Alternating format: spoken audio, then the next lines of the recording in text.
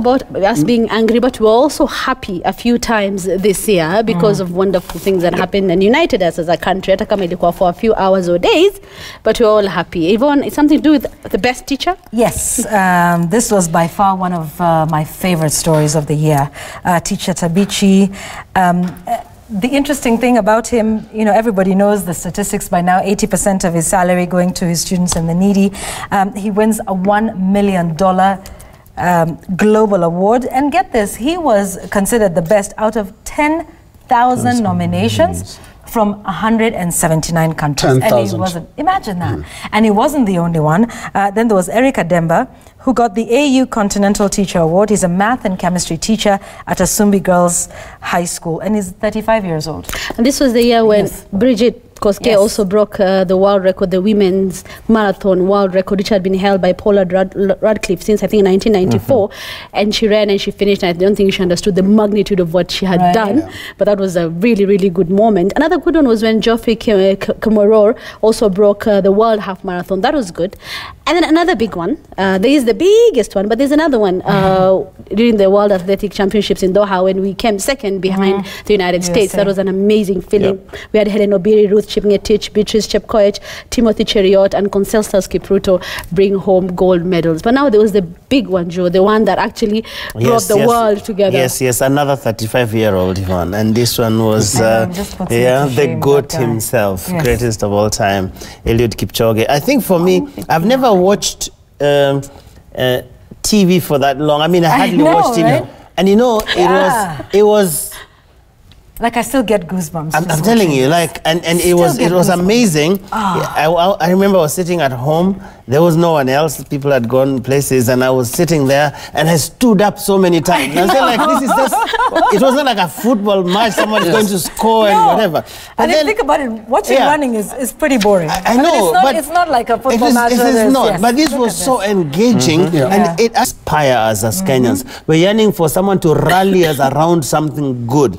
So it's not like we like hating on each other and doing all these negative things. It seems to me that what we need right now, people talk about benevolent dictator and whatever, but for me, I think what we need is inspirational leadership. Someone who will challenge us to be the best of who we really are. And I think Eliud Kipchoge actually did that. He's now actually Dr. Eliud Kipchoge. And yet the guy is humble to a fault. He even sneaked back into the country. Like, he didn't want us to know.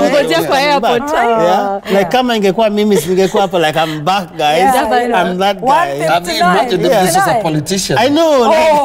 Open vehicle, a convoy for governance and everything. My only disappointment with Kipchoge at that point was when he kept greeting people, and I was like, go, please go, finish. You greet people later.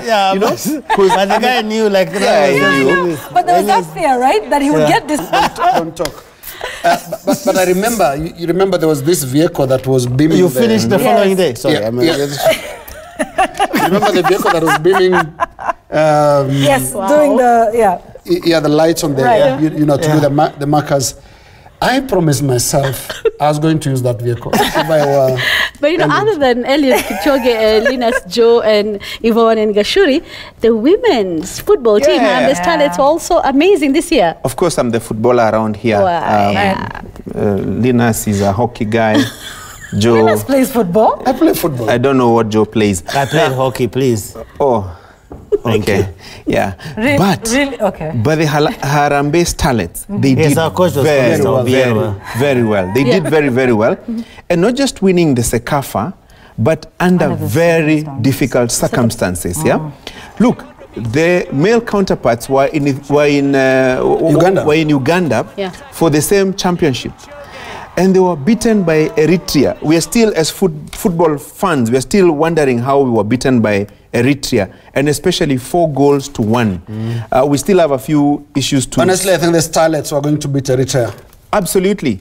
But I also think it was more of a question for Harambee Stars. They were thinking about the final match, whether they were to play Uganda or Tanzania, as opposed to the game they were playing. But you see, success has very many fathers. True. Harambee Starlets, everybody was celebrating them, forgetting the kind of circumstances they were in when they were preparing. Remember, they missed the Olympics by a whisker. Kidogo. Yeah, so, I mean, it is also a wake-up call to the ministry, to FKF, and to all the other people who are handling our footballers. I mean, if you want the best, invest and challenge or demand for results. I mean, look at what Kipchoge did. It's not that he woke up and went to do 159. He invested in it. A lot of resources went into it. So the same thing should be for our Harambee Stars and all other players who go out there to represent us and fly our flag. Yes, we have to move on, guys, because now we have to look forward. We've looked back a little bit, and that is fine. Yeah, but Linus needs to give his positive. Some good news in 2019, Joe, and I'm sure you remember the very wonderful journalistic assignment executed by our own Asha Mwilu and Wahiga Maora. And here too. And Jamila Mohammed. Thank you. And Jamila Mohammed. Thank you. And others. Oh, this is your moment. And others. And others, of course, because you know we have a big backroom team. Wow. A team of fantastic cameramen who do a wonderful job. And they spent time in the Masai Mara University. And the good news to me was the emergence of very courageous whistleblowers. We had Serem, we had Spencer, we had Stanley, a number of staffers who took the courage to speak to us about the wrongdoings at the Masai Mara University. And I thought this is such an encouraging and refreshing thing to see in a country that is trying to fight corruption. Let's imagine if Serem, Spencer, Stanley and colleagues, other like them, emerged in other government departments, other institutions, outing the truth about what is going on there. Because as we speak, we know that not a lot of action has been taken yet by the DCI and the DPP at the Masai Mara University.